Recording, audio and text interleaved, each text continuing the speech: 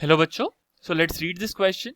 The question says that 2 mole of H2S and 11.2 liter SO2 at NTP reacts to form X mole sulfur.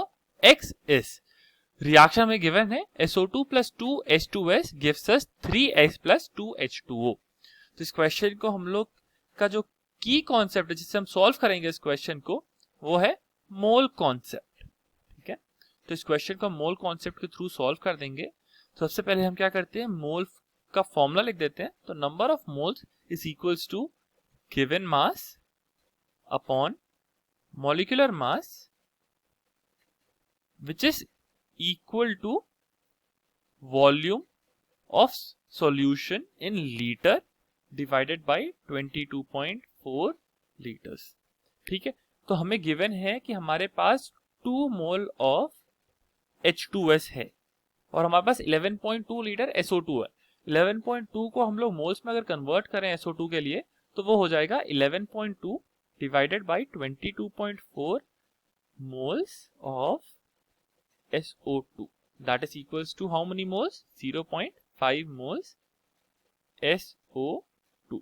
Reaction देखें तो reaction हमारे पास है SO2 reacts with 2H2S to give us 3S plus 2H2O.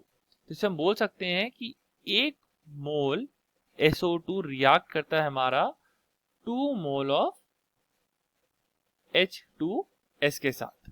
ठीक है, तो इसको हम अगर फर्दर प्रोसीड करें तो हम बोल सकते हैं कि 0.5 मोल्स ऑफ SO2 रिएक्ट करेगा हमारा 1 मोल ऑफ H2S के साथ. पर हमें क्वेश्चन में गिवन है 2 मोल्स ऑफ H2S, तो इसीलिए हम बोल सकते हैं जो हमारा SO2 है वो लिमिटिंग रिएजेंट हो जाएगा.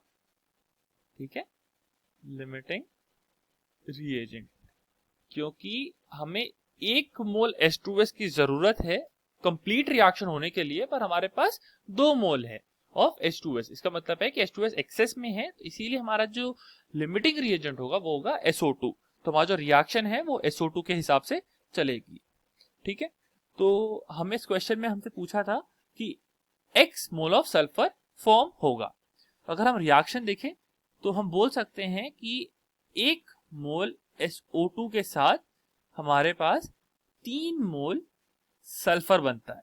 ठीक है, तो हमारे पास कितने मोल ऑफ SO2 होंगे अब? 0.5.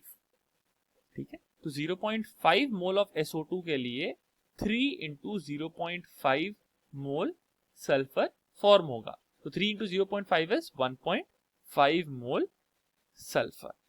So the answer for this question is 1.5 mole sulfur. I hope you understand the solution.